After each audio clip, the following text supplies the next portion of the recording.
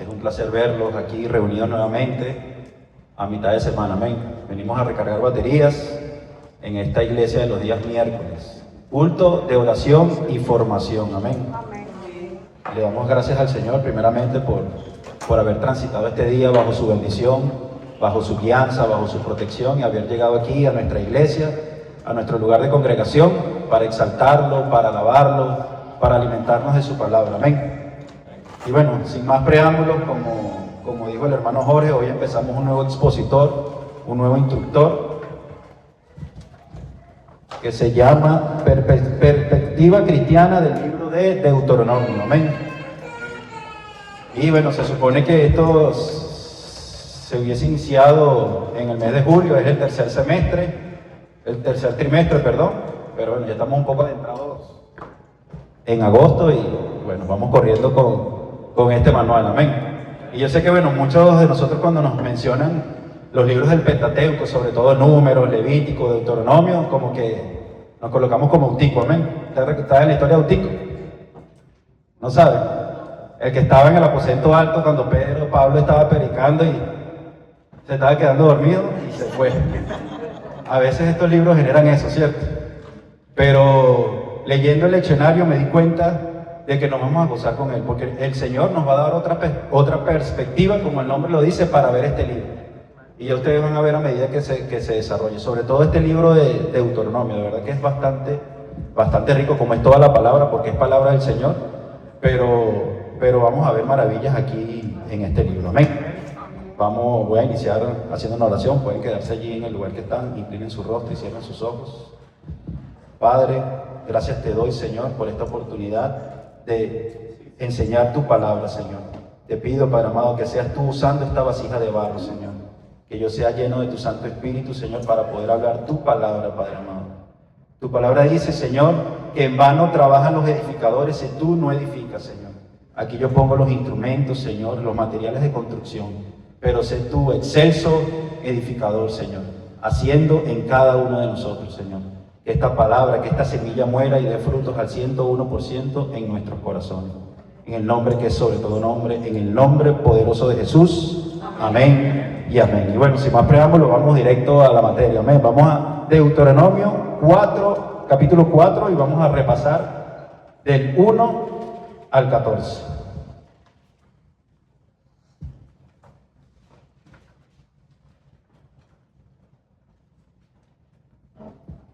Deuteronomio 4, del 1 al 14, y como podemos ver allí en pantalla, el título de este primer módulo del leccionario es Un pacto renovado, un pueblo renovado. Amén.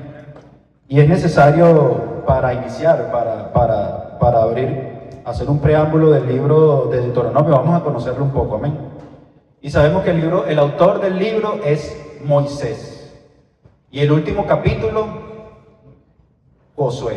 Es claramente Moisés, es uno de los libros donde más claro deja su autor. ¿Por qué? Porque Moisés lo describe en primera persona. Y si vemos en Deuteronomio 1 al 5, vemos claramente que Moisés dice que es él hablándole al pueblo.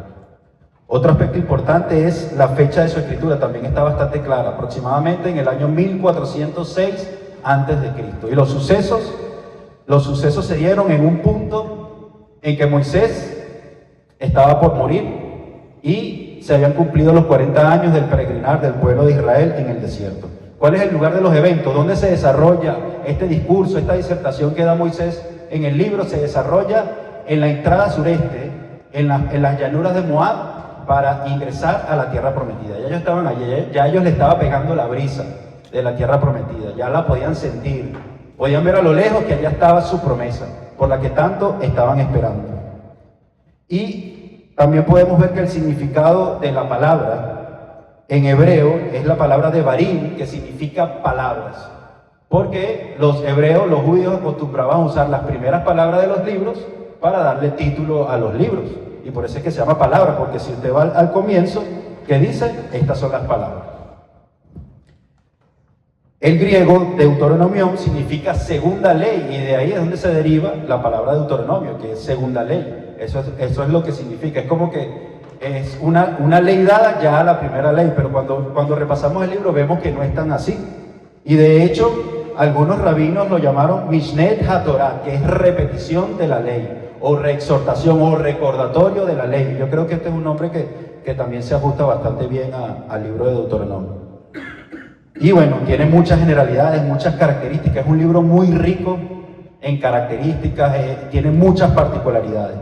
Como sabemos, es uno de los libros del Pentateuco, de los 5 primeros libros. Todos tienen la autoría de Moisés. Es el Génesis, Éxodo, Levíticos, Número y Deuteronomio. Entonces, este es el 5.º libro de la ley. Y es un mensaje poderoso de parte del Señor por la manera en cómo se redacta. El libro de Deuteronomio se redacta como un documento, como un escrito, en este caso, entre Jehová, que es el rey, que es el soberano, y sus vasallos. ¿Y por qué se había dado esta relación de soberanos y vasallos? Porque Jehová había peleado por el pueblo de Israel ante Faraón. Entonces, este tipo de documento se da cuando alguien pelea una guerra y resulta vencedor, y resulta que todo aquel que quiere plegarse, ¿verdad?, a la voluntad o al cuidado, a la protección de ese rey, de ese soberano que ganó la batalla, se convierte en vasallo. Entonces firma un estatuto, establece un pacto con él, establece un documento solemne, y que los abogados que estén aquí presentes lo pueden saber muy bien. Tiene un preámbulo, tiene unas características, tiene una historia, tiene unos antecedentes, tiene unas consideraciones, unas advertencias, y tiene unos testigos, y también tiene una ceremonia. Y lo más importante, hermano, Deuteronomio nos muestra principios que son aplicables al día de hoy. Y la base principal de todo el libro es mostrarle al pueblo de Israel lo especial que eran para el Señor. Y eso es absolutamente aplicable hoy en día, porque esto nos muestra, cuando nosotros observamos Deuteronomio, vemos que nosotros somos especial para el Señor, que la iglesia es especial para nuestro Señor Jesucristo. Y eso es lo que este libro nos quiere mostrar en el día de hoy. Y en este caso, Moisés, cuando nosotros repasamos el resto de los libros del Pentateuco, él se muestra como el patriarca que es, como el líder del pueblo de Israel, como un legislador. Pero en este caso particular de este libro, tiene un lenguaje como un papá. Moisés expresa sus sentimientos como un padre, y es una mezcla de amor, una mezcla de advertencia, de dolor, de urgencia, de preocupación, pero a la vez de cariño. Es una mezcla que los padres sabemos manifestarla. Y yo les aseguro que el día domingo, antes de que empezaran nuestros niños, nosotros dimos ese discurso, ¿cierto?, a nuestros hijos. Y los agarramos y los traímos aquí y les sentamos y les dijimos: hijo, y lo acariciamos y lo abrazamos: vas a hacer esto, no hagas esto, si haces esto te va a pasar esto, si haces esto va a pasar esto. Si haces caso, si obedeces, vas a ser bendecido, si no, te van a castigar. Eso es prácticamente lo que hizo Moisés aquí en este libro.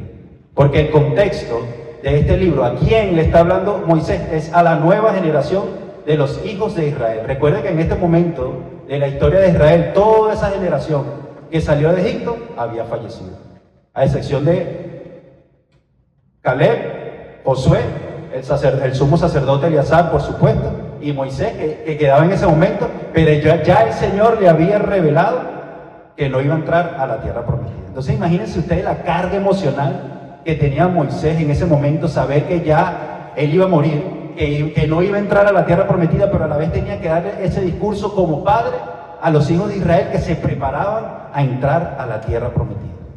¿A qué les recuerda esto, hermano? ¿Que no? A Cristo. Amén. A Cristo, hermano.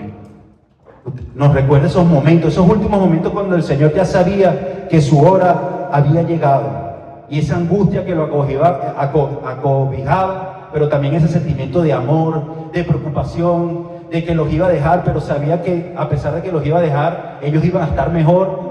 Era esa mezcla de sentimientos, y por eso es que la palabra nos muestra que Moisés es un tipo de Jesucristo, es una sombra de nuestro Señor Jesucristo en muchos aspectos de la palabra. Y Moisés ya sabía que no entraría, pero él no se aferró a esto. Él no se aferró al rechazo o al resentimiento o al dolor de que no iba a entrar a la tierra prometida. Entonces, ¿cuánto más nosotros, hermanos? ¿Cuánto más nosotros, que somos vasallos de un pacto mucho mejor del que incluso el Señor le presentó en Horeb al pueblo de Israel? Nosotros somos vasallos de un rey que vive y reina para siempre. Nosotros somos vasallos de un pacto mejor, que es en la sangre de nuestro Señor Jesucristo. Y ya con eso es suficiente para nosotros interesarnos de lo que este libro nos quiere decir. Yo sé que muchos de nosotros hemos visto los programas Undercover Boss, Jefe Encubierto, ¿cierto? Esos jefes que van y se hacen pasar por empleados de la compañía y pasan una semana y conviven con los empleados. También hemos visto como un dignatario, un rey, un presidente de un país de repente va el día de Acción de Gracias, en Navidad, va, se pone un delantal y sirve comida un ratito, ¿cierto? Y van y se dan un baño de pueblo, populismo duro y puro, y de repente se quitan las vestiduras. Y esos son dignatarios y reyes a los que el mundo aplaude, a los que el mundo sigue, a los que el mundo idolatra. ¿Cuánto más nosotros nos vamos a adorar a un rey que se hizo carne? Un rey que no fue un jefe encubierto por una semana, sino por más de 30 años el Señor estuvo con nosotros, siendo uno de nosotros, padeciendo, sufriendo, sintiendo, riendo, llorando, anhelando, siendo educado como un niño, golpeándose los dedos con los martillos, siendo carpintero. Todo eso lo pasó el Señor. Entonces, ¿cómo nosotros no vamos a sentir ese deseo de servirle, de ser vasallos de un rey que vivió o que ha vivido lo que nosotros vivimos? Y eso es lo que este libro nos muestra, amén. Eso es lo que el Señor nos quiere hablar a través de la palabra en Deuteronomio. Y en los aspectos que repasa el expositor a través de la palabra en Deuteronomio 4 del 1, vamos a leer primero Deuteronomio 4, 1 y 2. Pero para hablar de pacto de obediencia, tenemos que conocer lo que significa la palabra pacto, amén. Porque a veces nosotros, decimos pacto, es un compromiso entre dos personas, nos pactamos algo, pero eso es algo que va mucho más allá, amén. Y la raíz de la palabra pacto en hebreo es berit, que significa contrato de asociación de naturaleza solemne. Solemne quiere decir serio, comprometido. Es algo sublime, es algo importante, es algo que es trascendental para nuestras vidas. Y muchas veces nosotros mismos, en ese transitar con el Señor, hemos tomado este pacto a la ligera, ¿cierto? Hemos recibido al Señor. ¿Cuántos de nosotros? Yo primeramente creía que había atendido al llamado del Señor, pero no había tomado este pacto solemnemente. Y después, más adelante, vamos a ver cuáles son las consecuencias de esto. Es un pacto que contiene acuerdos, tratados y arreglos por medio del cual se vinculan dos personas con una reciprocidad de derechos y obligaciones. Y esto nos tiene que causar alegría y gozo, hermano, porque imagínense, es un pacto de vinculación de derechos, de atribuciones, y nos estamos asociando en derechos y en atribuciones nada más y nada menos que con el Creador del universo. Nada más y nada menos que con el Creador del universo. Este es motivo de gozo, hermano. Y por eso es que nosotros vemos en la palabra del Señor, la Biblia, la palabra es rica en expresiones a través de sus versículos, como por ejemplo, en Cristo, uno con Él, vosotros en mí, yo en vosotros, permanece en mí, juntamente con Él. Y yo quiero que hagamos un ejercicio, iglesia, en este momento, para que nos quitemos el leutico, amén. Vamos, tenemos un minuto para buscar versículos bíblicos que tengan estas expresiones. Junto con Cristo, yo en Él, somos uno. Vamos, un minuto, yo sé que lo van a conseguir. Ayúdense con el con el teléfono, pongan la palabra allí y yo sé que les va a salir el versículo. Yo sé que hay uno para cada uno. Póngase de acuerdo con el que esté al lado y busque uno diferente. Y los primeros 5 que lo consigan, levantan la mano que se van a ganar un premio. No, mentira.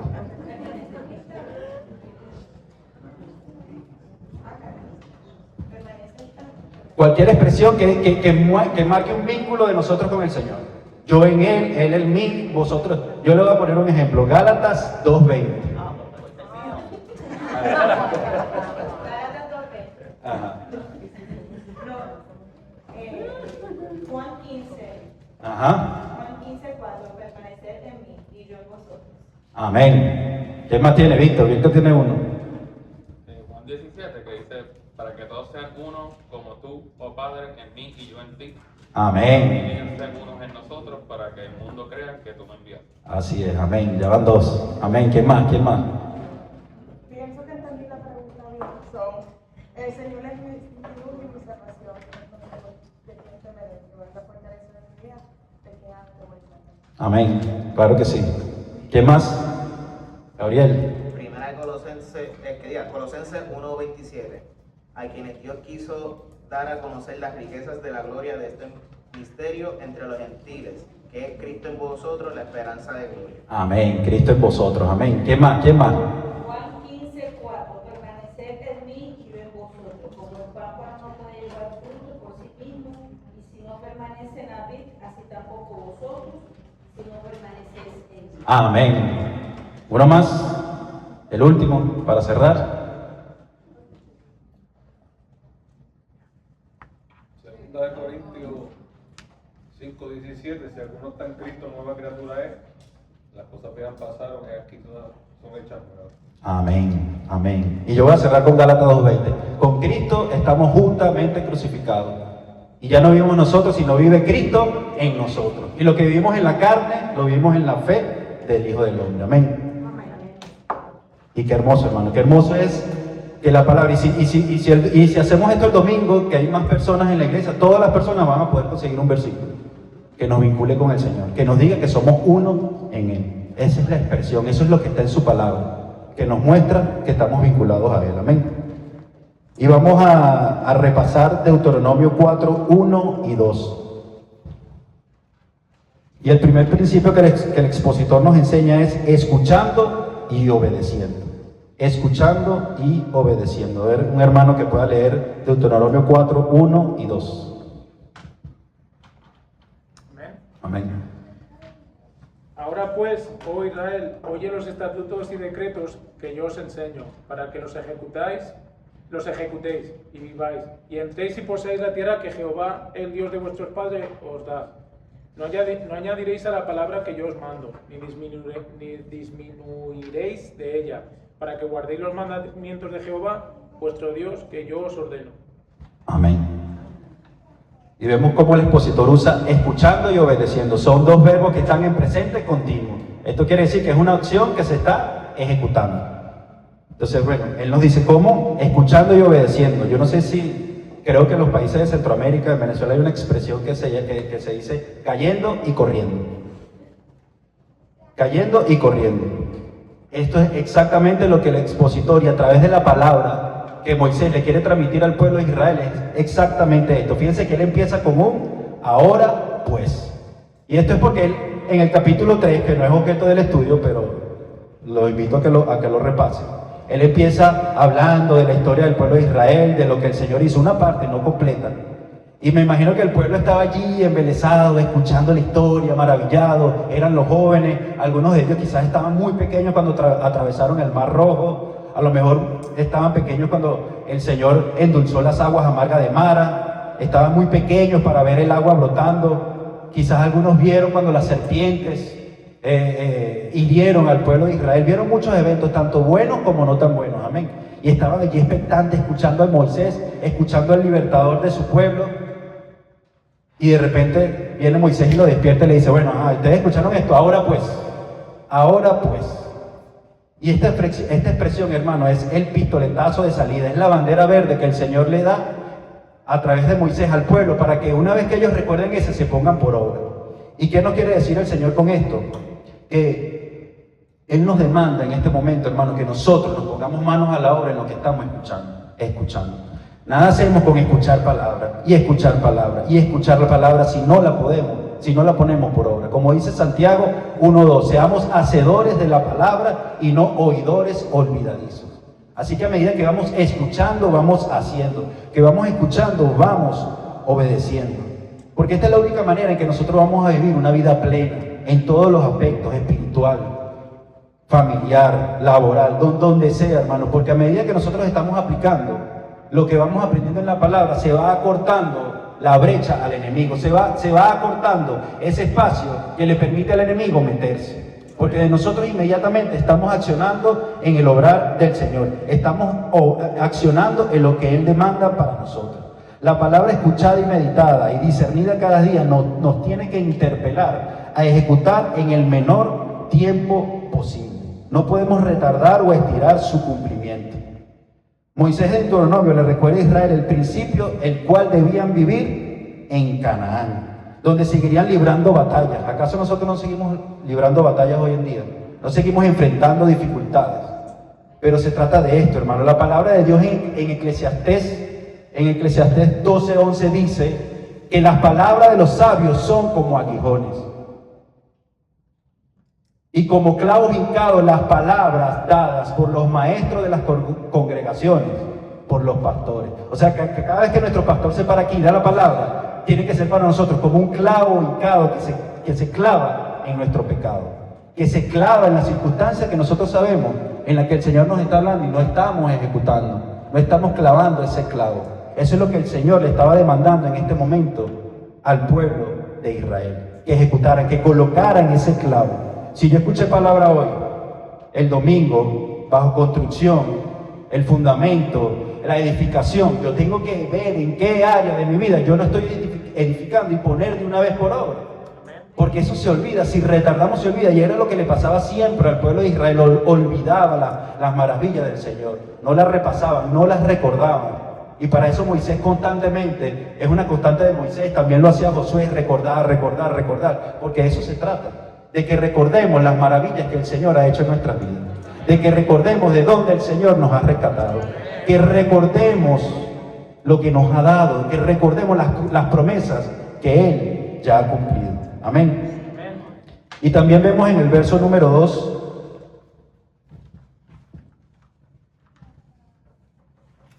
¿me puede leer el 2 otra vez, Jorge, por favor? No añadiréis a la palabra que yo os mando, ni disminuiréis de ella, para que guardéis los mandamientos de Jehová vuestro Dios, que yo os ordeno. Amén. Y cuando hablamos de añadir o quitarle la palabra, ¿qué es lo primero que se nos viene a la mente? Amén.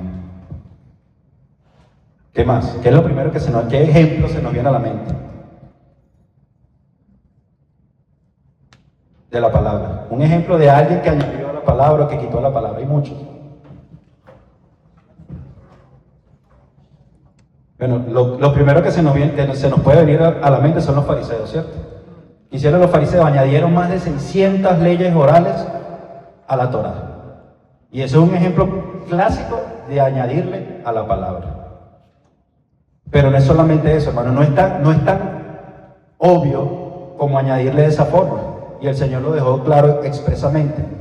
También cuando nosotros a la palabra del Señor la amalgamamos, la añadimos con nuestra propia opinión, con nuestros propios sentimientos, con nuestras propias opiniones, sentimientos y emociones, de alguna u otra manera también le estamos añadiendo a la palabra de Dios.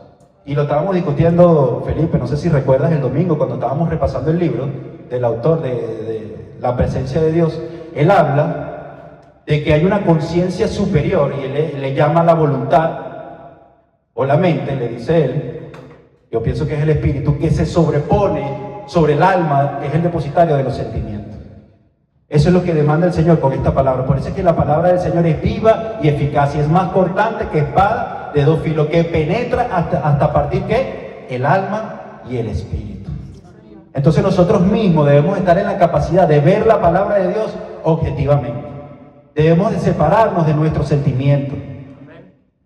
Debemos separarnos porque a veces eso, bueno, entonces empezamos a atenuar la palabra o empezamos a añadirle emoción, entonces empezamos a distorsionar un poco la palabra. Y la palabra no es de interpretación privada. Sabemos que la palabra se interpreta a sí misma. Usted ve un versículo que tiene principios para nosotros aplicarnos en nuestra vida y ese versículo, siempre se lo aseguro, va a estar explicado en otro versículo de la palabra o en una historia.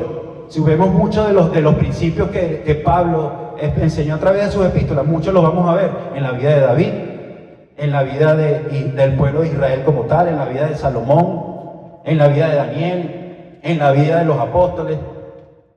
Y ella explica, ahí está, cuando no es otro versículo, es una historia que va a explicar, mira, esto tiene sentido. Es la palabra la que se va a explicar a sí mismo. Entonces, es importante, y por eso es que Moisés le recalcó que no le añadieran ni le disminuyeran a lo que ya estaba escrito. Porque eso iba a hacer que ellos atenuaran. De igual forma es el mismo principio de Satanás. Tanto cuando habló con Eva, cuando intentó tentar a nuestro Señor. Porque él usaba la palabra, pero usaba la palabra adulterada. Usaba la palabra añadida, con un toque de maldad, con un toque de manipulación.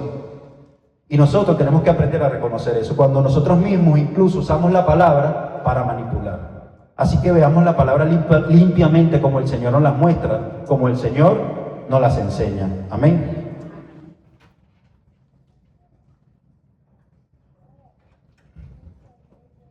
El otro punto que el expositor nos establece es la amarga experiencia de la desobediencia. Y para eso le voy a pedir a Felipe que lea Deuteronomio 4, 3 y 4, por favor.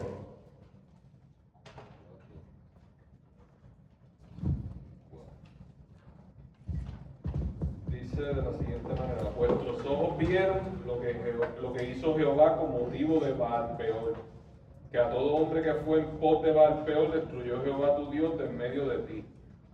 Mas vosotros que seguiste a Jehová, vuestro Dios, todos estáis vivos hoy. Amén. Cuando Moisés se refiere al pueblo, se está hablando de Números 25 del 1 al 9. Amén. Y es cuando el pueblo de Israel está en Sitín, que ya habían peleado con los reyes que estaban antes de entrar a la tierra de Canaán, y que estaban allí en Sitín, estaban acampando, y por consejo de Balaam, el rey Balac, como no pudo maldecir al pueblo de Israel, sino lo que hizo fue proferir bendiciones, vino Balaam y le aconsejó: bueno, no puedo maldecirlo, envía mujeres para que ellos se prostituyan, para que ellos adulteren, y eso fue lo que pasó. Empezaron a enviar mujeres de Moab, mujeres de Madián. Los hombres de Israel empezaron a cometer adulterio con estas mujeres, y vino una plaga que causó mucha muerte y destrucción en el pueblo de Israel. Y siempre el Señor va a tratar con nuestra desobediencia, y siempre Él va a traer a nuestra memoria todas esas circunstancias en que nosotros desobedecimos su palabra. Él siempre nos va a mostrar, hermano. Él siempre nos va a hacer saber de dónde venimos, en qué circunstancias hemos sido desobedientes. Y es bueno que nosotros también la recordemos. Es bueno que nosotros la traigamos, no con tristeza, no con desánimo, sino como un recordatorio. Porque esto es lo que estaba haciendo el Señor. Y Él le pone esto porque era lo más fresco, era lo más reciente que había sucedido. Pero había muchas circunstancias de desobediencia. El becerro de oro, muchas circunstancias. Las quejas contra Moisés, donde el pueblo demostró desobediencia, donde adulteró el pacto con el Señor. Pero Él se recordó de esto porque era muy reciente. Y los hijos de Israel habían sufrido mucho por este evento, por este hecho. ¿Cuántos de nosotros no hemos sufrido por desobediencia? Y a veces el Señor es tan misericordioso y Él se vale de cualquier herramienta, que muchos hermanos llenos de humildad cuentan en su testimonio cuando han sido desobedientes y han sufrido las consecuencias de esa desobediencia. Y eso es lo que el Señor quería en este momento, porque estos jóvenes, de hecho, ellos habían recibido la promesa porque ellos eran inocentes de esta desobediencia que cometieron sus padres. Pero por el testimonio, Moisés pretendía que por el testimonio, por esta historia, ellos aprendieran de experiencia propia. Nosotros sabemos que al hombre le cuesta, ¿verdad?, aprender de experiencias ajenas, pero el Señor lo establece en su palabra. Amén. Así que recordemos ese testimonio de ese hermano, no lo desechemos, acordémonos. Este hermano, cuando me discipuló o cuando estuve en su casa y estuvimos compartiendo la palabra, me dijo que él sufrió esto porque fue desobediente cuando el Señor le dijo expresamente algo. Voy a tratar de no hacerlo, voy a hacer todo lo posible, voy a poner todo mi esfuerzo. Señor, ayúdame a no ser desobediente. Así como si este hermano pasó por esto, gracias a Dios por su testimonio, porque me ayuda a mí a no ser desobediente. Amén. Carlos, sí, perdón. ¿Verdad? Y ahora, y no te quiero interrumpir, pero verdad, gracias al pacto que decías de Jesucristo, ahora las correcciones del Señor son con amor, que no son como las correcciones que vemos a veces en el Antiguo Testamento, ¿verdad? Así que también tenemos que dar gracias a Jesús, que está abogando y nos está justificando, porque no somos dignos, ¿verdad? Y el pecado nos mancha. Amén. Pero la palabra nos corrige a través del amor. Amén. Realmente, obviamente nos va a confrontar, pero va a ser siempre desde el amor, y gracias al pacto, como decías, sublime de Jesucristo. Amén, así es, hermano, el mejor pacto. Y el mejor pacto es superior a la ley, y ese rey es el Rey de Reyes, amén. Y ese pacto es con amor. Y Él está ahí siempre, Él está dispuesto. El Señor está ahí, Él es fiel, aunque su pueblo sea fiel. Él permanece fiel, lo dice la palabra, a que su pueblo sea infiel. La amarga experiencia de la desobediencia es como una plaga que conduce a la muerte espiritual. Expone y deja al descubierto que el pacto de Dios con su pueblo es condicional. ¿Y condicional por qué? Porque siempre va acompañado por un sí. Si haces esto, porque está dispuesto, el amor del Señor está allí, es grande, es tan grande como Juan 3:16, para todos. De tal manera amó Dios al mundo que entregó a su Hijo unigénito. Ahí cabemos todos, está allí todo el universo se puede contener en ese versículo, amén. Todo el universo puede caber en ese versículo, pero solo si lo recibimos como nuestro Padre. Porque a los suyos vino, pero los suyos no lo recibieron, pero a los que le recibieron, y aquí que hay un condicionante, amén. Hay un condicionante. A los que le recibieron. Para empezar por ahí hay que recibir al Señor. Y ya de ahí nos hacemos parte vinculante de ese estatuto, de ese pacto que es en la sangre del Cordero.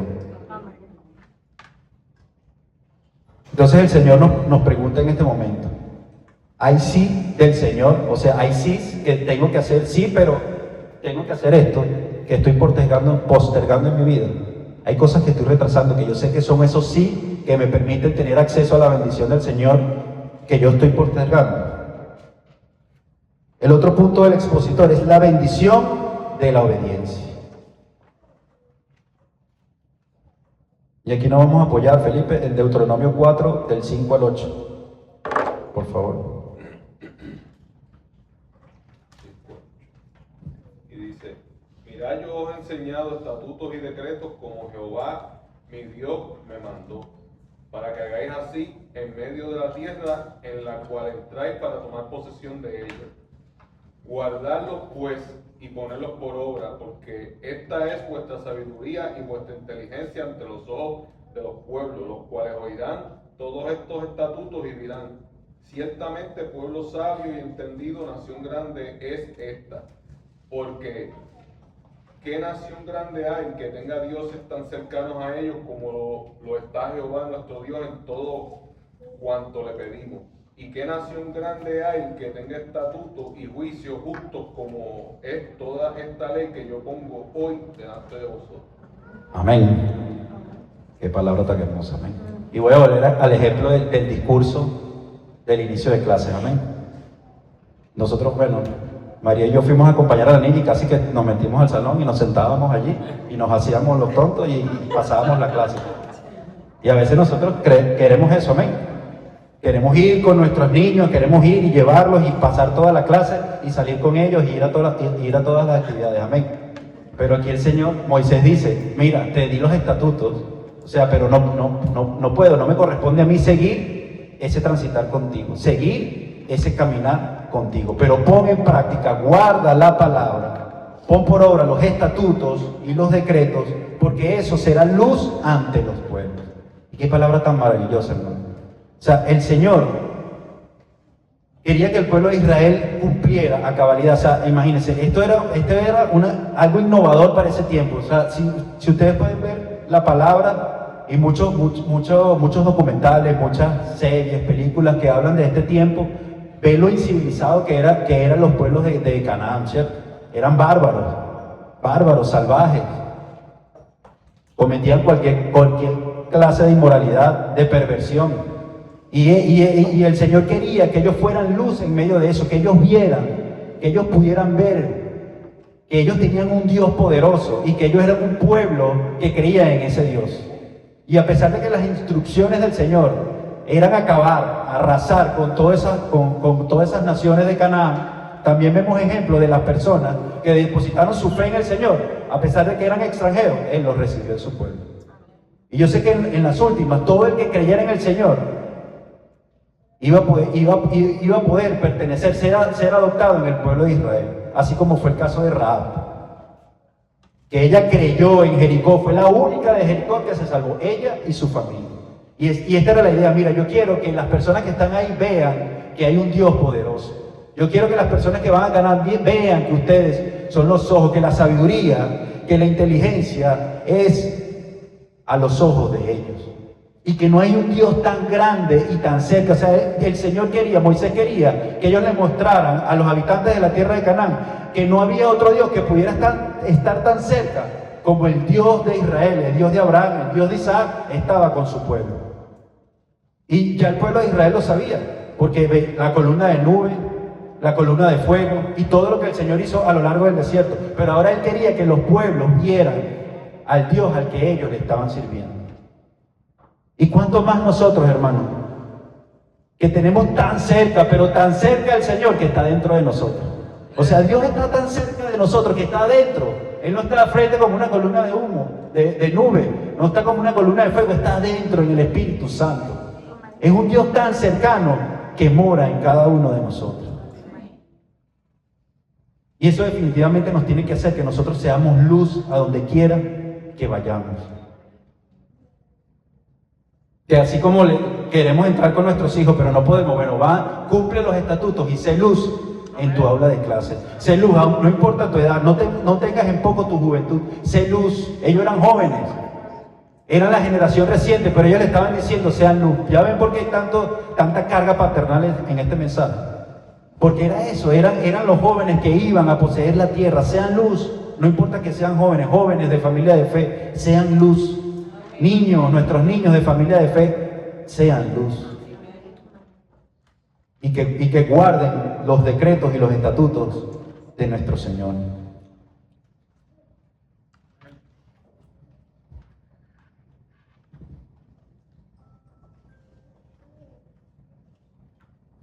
Y también establece el expositor que este es un pacto por generaciones.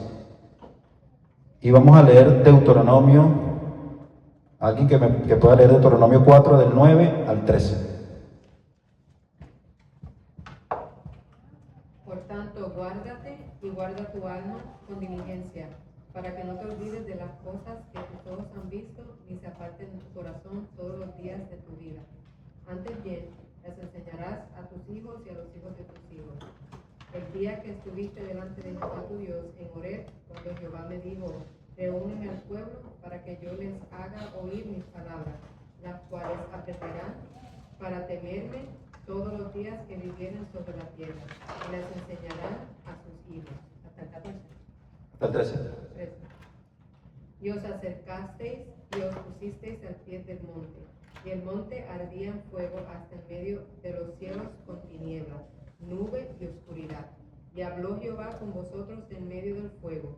Oísteis la voz de sus palabras, mas a excepción de oír la voz, ninguna figura visteis. Y él os anunció su pacto, el cual os mandó poner por obra los 10 mandamientos, y los escribió en 2 tablas de piedra. Amén. Y fíjense cómo el Señor empieza. Guárdate diligentemente. O sea, no te guardes dentro de un mes, dentro de un año. No es un proceso paulatino, es algo progresivo, como vamos viendo, vamos viniendo. Guárdate y guárdate diligentemente. Con temor y con temblor. Guárdate con urgencia. Guárdate con urgencia en lo que tus ojos han visto. O sea, Moisés le estaba diciendo al pueblo que se guardaran en lo que sus ojos habían visto. ¿En dónde? En el monte Horeb. O sea, que ellos en eso se recordaran y se guardaran. Pero ¿qué fue lo que sucedió en el monte Horeb? Y si nosotros vemos esta circunstancia, hermanos, es el mismo principio de la manera en la cual Job se presentó ante el Señor. Cuando en el monte Horeb Dios se dirige directamente al pueblo de Israel. El pueblo de Israel tuvo tanto temor que no quiso hablar más directamente con el Señor. Porque había densa tiniebla, porque el fuego llegaba, porque había sonido de trompeta, porque había rayos. Porque eso era impresionante, hermano, porque eso demuestra el poder y la naturaleza del Señor, del Dios al que le servimos. Y si vemos, este mismo principio también se aplica en Job. El Señor no le dijo a Job, el Señor le dijo, ¿dónde estabas tú cuando yo fundé la tierra? Cuando extendí cordel, cuando le puse cauce a los mares, cuando creé la osa mayor y la osa menor. ¿Dónde estabas tú cuando formé al Leviatán? Y se va, ¿y qué hace Job? Enmudece, calla, y después dice, de oídas te había oído, pero ahora mis ojos te ven. El Señor se muestra no por lo que Él hace, sino por lo que Él es. Y eso es lo que nosotros tenemos que recordar siempre, lo que Él es, lo poderoso que es, lo amoroso que es, lo misericordioso que es, lo santo que es, lo justo que es. Estos son sus atributos. Y esto es lo que le estaba diciendo Moisés al pueblo de Israel, que se guardaran en esa imagen que ellos tenían del Señor. Así que guardémonos nosotros en esa imagen que nosotros tenemos del Señor. Yo siempre cuando estoy en momentos de duda, de tribulación, me recuerdo de ese momento en que el Señor me alivió de un dolor de muerte, y ya ahí me guardo, porque ahí lo vi en todo su esplendor. ¿Cómo fue posible que en ese momento de muerte yo sentí alivio? Y yo sé que cada uno de nosotros tiene esa experiencia en donde el Señor, aquí fue, pero ahí llegó el Señor, porque lo vimos en todo su esplendor. Entonces cuando nosotros tenemos esa conciencia y guardamos con diligencia ese pacto se transmite de generación en generación, que era lo que el Señor pretendía. O sea, transmitan el pacto, lleven esta palabra, llévenla a sus hijos. O sea, yo no me puedo quedar con esto. Si yo me quedo con esto, si yo me quedo con lo que yo vi en el monte Horeb, si Job se queda con lo que Dios le describió de él mismo, explotas. En cambio, transmítelo. Tú no te puedes quedar con... El gozo es tan grande que tú no te puedes quedar con eso. Así que no nos quedemos con lo que el Señor ha hecho en nuestras vidas, hermano. No nos quedemos con el poder que Él nos ha demostrado. No nos quedemos y seamos de testimonio. Hablemos a nuestros hijos. No nos cansemos de contarle: el Señor hizo esto. Ven acá, primo, ven acá, hermano, ven acá, padre, madre. De eso se trata, transmitir, para que ese pacto sea perpetuo. Una de las cosas fundamentales del éxito de la nación de Israel era que este pacto fuera transmitido.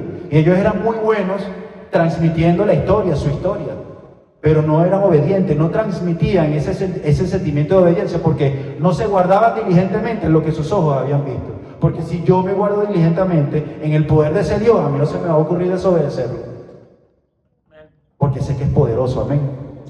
Porque sé que cualquier cosa me puede matar, así de simple, porque eso es lo que sintió el pueblo. No hablemos con él porque vamos a morir. Era el temor reverente tan grande que ellos sentían que si él les volvía a hablar, iba a morir.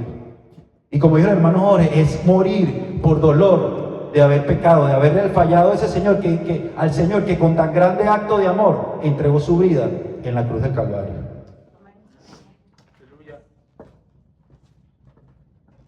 Y es importante meditar en el preámbulo de esta palabra, que es el cruce del Jordán para entrar a la promesa esperada desde Abraham. Imagínense, estos jóvenes iban a cumplir el sueño desde Abraham. Más de 400 años esperando, generaciones que pasaban, y eran ellos en ese momento histórico de la nación en que iban a ver la promesa cumplida. Quizás no seamos nosotros, hermanos, los que veamos la promesa, pero van a ser nuestros hijos, van a ser nuestros nietos. La palabra nos enseña eso también, y debemos de tener gozo con eso, de que quizás no seamos nosotros, pero nuestros hijos lo van a ver, nuestros nietos, nuestros bisnietos lo van a ver, nuestros sobrinos, nuestros amigos, de que su iglesia, si el Señor no viene en 30, 50, 100 años, hay una iglesia todavía que se mantiene firme, aferrada al pacto, al mejor pacto, que es en la sangre de nuestro Señor Jesucristo.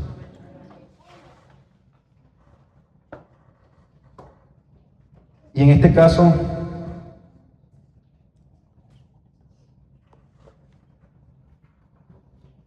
el expositor nos deja algunas preguntas, amén. ¿Qué cosa nos dificulta obedecer las Escrituras? ¿Hemos tenido alguna experiencia con otras personas no creyentes que hayan identificado fallas en nuestro testimonio cristiano? ¿De qué manera puedo estar añadiendo o disminuyendo a la palabra de Dios? Póngase de pie, hermanos.